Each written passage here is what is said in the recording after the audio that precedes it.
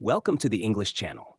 Are you someone who wants to improve your English in a natural, relaxed, and effective way? Then you've just found the perfect place.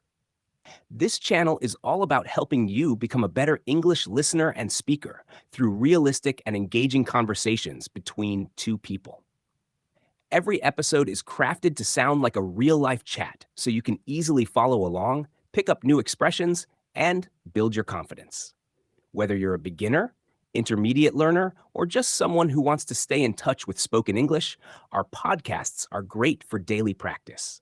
You can listen while walking, cooking, or relaxing, just like you're overhearing an interesting conversation.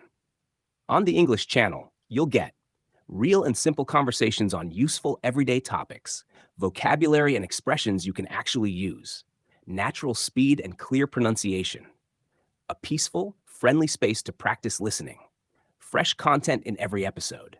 And guess what? Today's topic is achieving goals and self-awareness. In this episode, you'll hear two people talk about how they set personal goals, overcome distractions, and stay motivated. You'll also hear insights into self-awareness, why it matters, and how it helps in both personal and professional growth. So hit that subscribe button and join us on this journey of learning English through conversation. This is the English Channel, where English feels natural, friendly, and fun.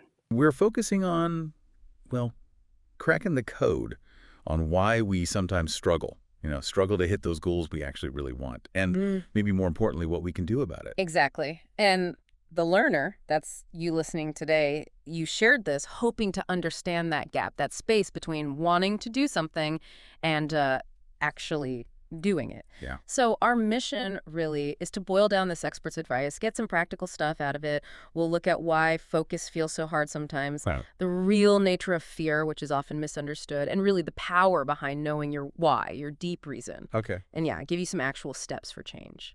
All right, let's jump right in then. The expert, they start with this question, and it probably hits home for a lot of people.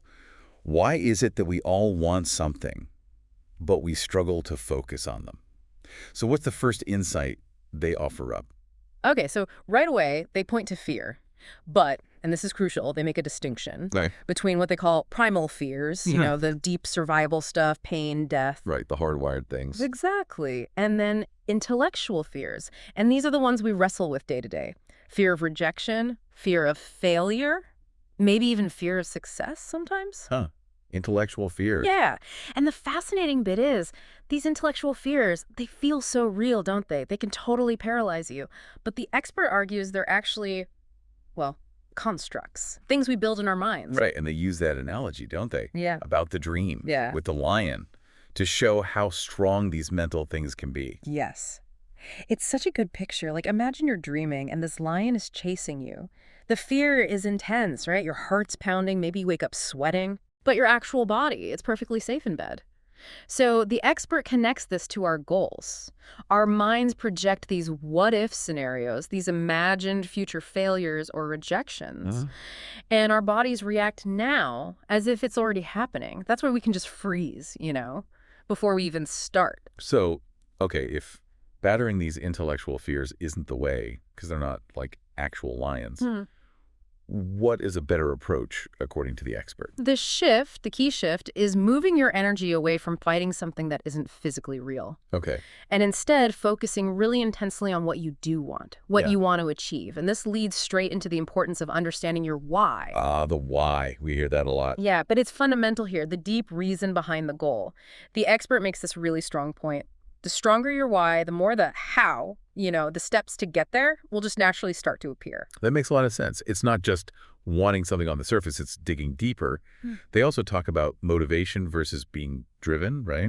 What's the difference there? Yeah, think of motivation like, well, it can be fleeting, it comes and goes. Maybe you get hyped up by a speech or a book. Yeah. But being driven, that comes from that deep why. It's like an internal engine. It keeps you going even when the initial excitement fades. A driven person has this compelling purpose pushing them. And they shared that example, the 7 levels of why, to show how powerful finding that deep reason is. Can you walk us through that? Oh, yeah. This is a great technique. So the expert had this client, right? Initial goal, make $100,000 a year. Seems pretty standard. Okay. But they kept asking why. Why do you want that? And why is that important?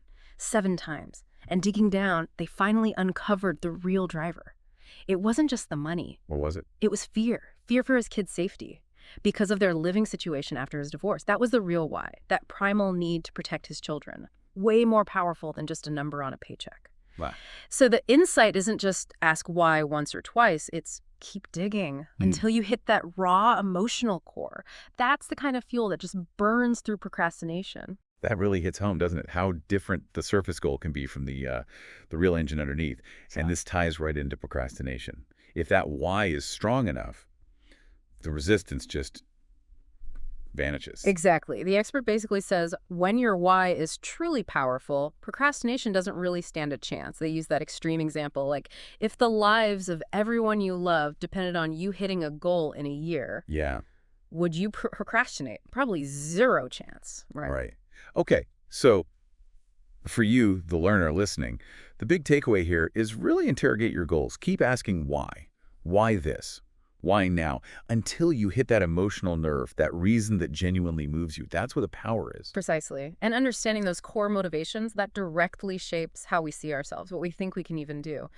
Which brings us nicely to identity and our thought patterns. Right. And the expert brings up that wild story about Jim Carrey playing Andy Kaufman. What was that about? Yeah, that Jim Carrey story. It's intense. How he just became Andy Kaufman for months, Yeah. lived as him, nearly lost himself, apparently. The expert uses it to show how attached we get to our own identity, our idea of who I am.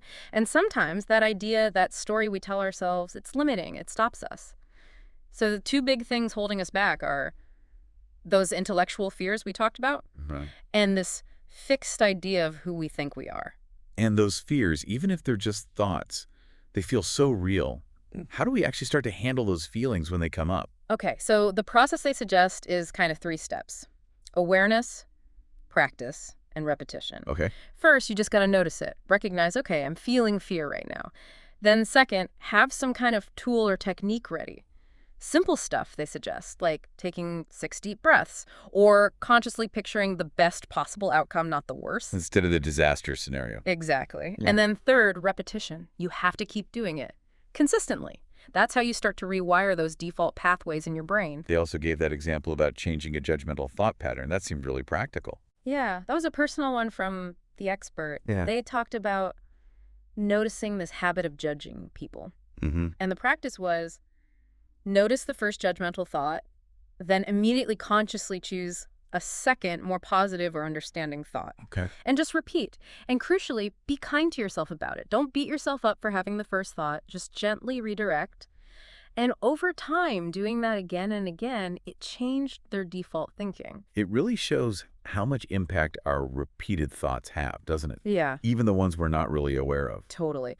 The expert makes this point that most people don't even know what their most frequent thoughts are, and often they're negative or limiting. Right. So becoming more intentional, more selective about the thoughts you entertain, that's huge. They use that analogy of thoughts being like cars on a road. Oh, yeah. You can just stand by the side and watch them go by. You don't have to jump into every single car, you know?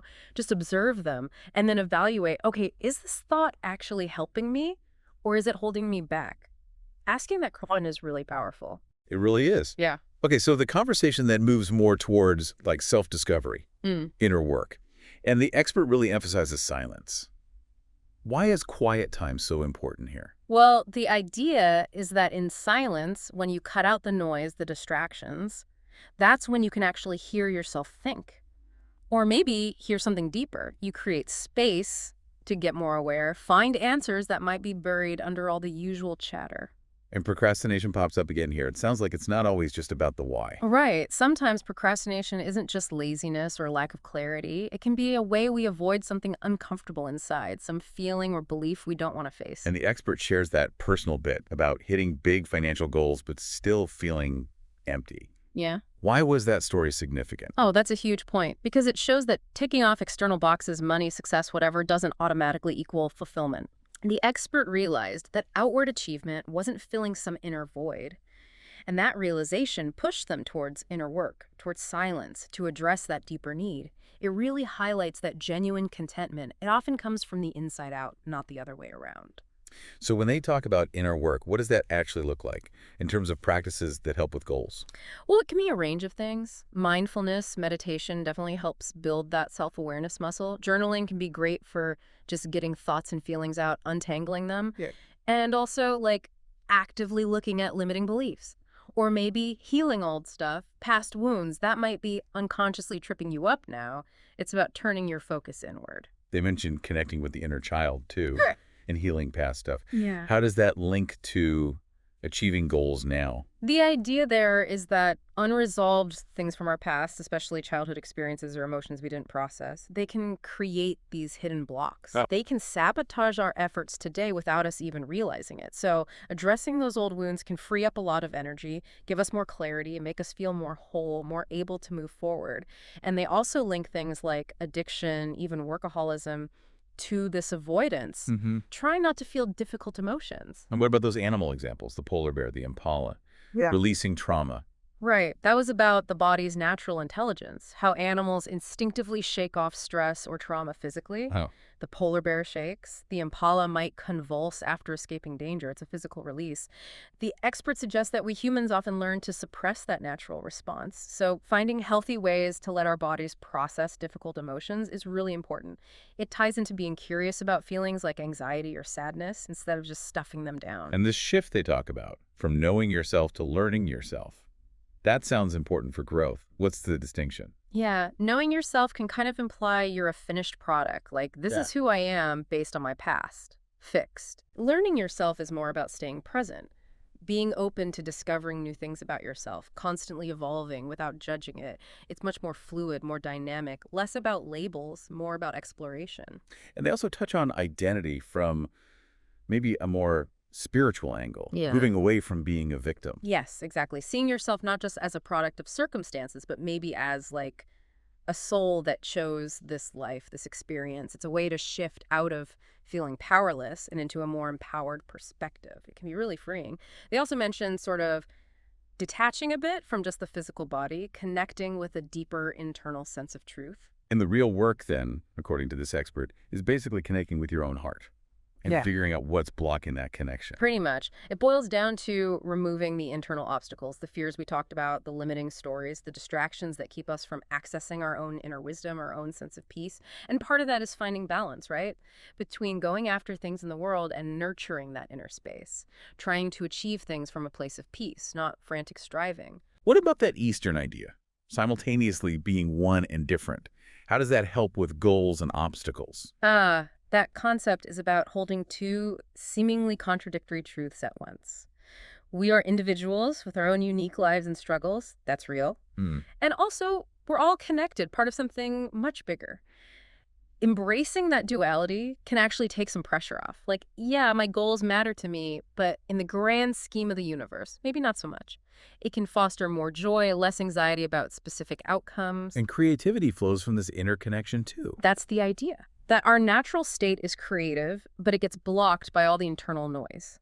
So making space, finding silence, allows that innate creativity to bubble up more easily. Okay, so wrapping up, there were some really practical lessons learned towards the end. What were some key takeaways there for our listener? Yeah, one big one was realizing that often what we're chasing externally, like approval, love, acceptance from others, that we're actually searching for within ourselves.